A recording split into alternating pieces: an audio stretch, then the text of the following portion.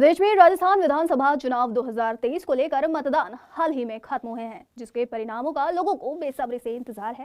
हालांकि 3 दिसंबर को चुनावों के जो नतीजे हैं वो घोषित कर दिए जाएंगे, लेकिन उससे पहले इस सियासी हलकों में फलौदी का सट्टा बाजार एक बार फिर से गर्म हो गया है।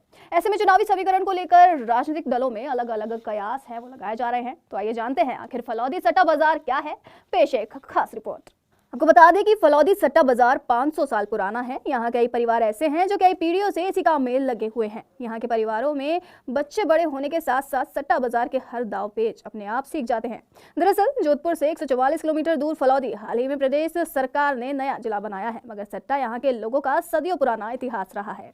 ऐसे में राजस्थान विधानसभा चुनाव 2023 में फलौदी सट्टा बाजार फिर से चर्चा में है। फलौदी सट्टे के मामले में खूखयामत या विख्यात है। इसी को लेकर फलौदी के लोग कहते हैं कि यहाँ हर छोटी बड़ी बातों पर सट्टा लग जाता है।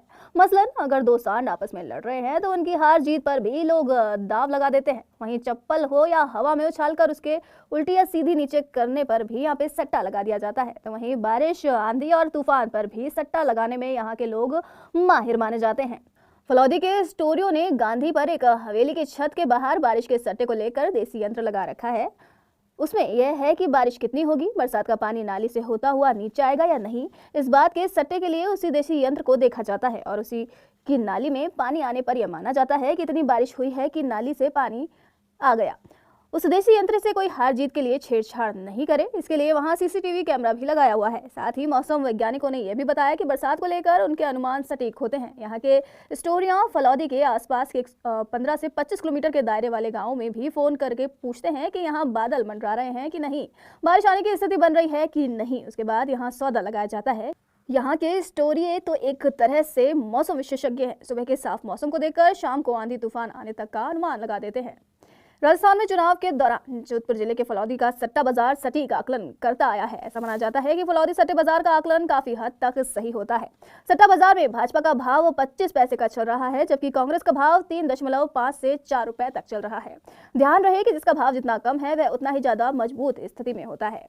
हालांकि सट्टा बाजार में भी पिछले एक सप्ताह में काफी उतार चढ़ाव देखे गए हैं। पिछले सप्ताह तक कांग्रेस की स्थिति कुछ अच्छी थी, लेकिन पीएम मोदी की रैलियों के बाद कांग्रेस के भाव बढ़ गए हैं। यानी कि मोदी की सभाओं और रोड शो के बाद कांग्रेस की स्थिति और कमजोर हो गई है। ऐसे में सट्टा बाजार के मुताबिक इस चुनाव में कांग्रेस के कई दिग्गज नेता और गहलोत के कई मंत्री चुनाव हार रहे हैं।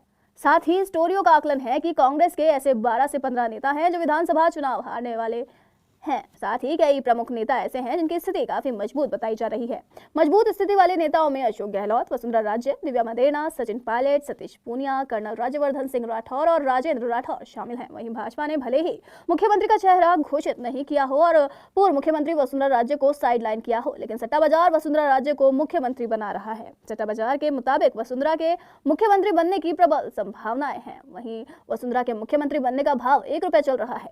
सट्टा बाजार ने यह भी आकलन किया कि यदि वसुंधरा को मुख्यमंत्री नहीं बनाया गया तो वो कांग्रेस के गुट के साथ भी सरकार बना सकती है और इसमें अशोक गहलोत उनकी पूरी मदद करेंगे। वहीं 12 से 15 सीटों पर बागी प्रत्याशियों की जीत होने के दावे भी किए जा रहे हैं।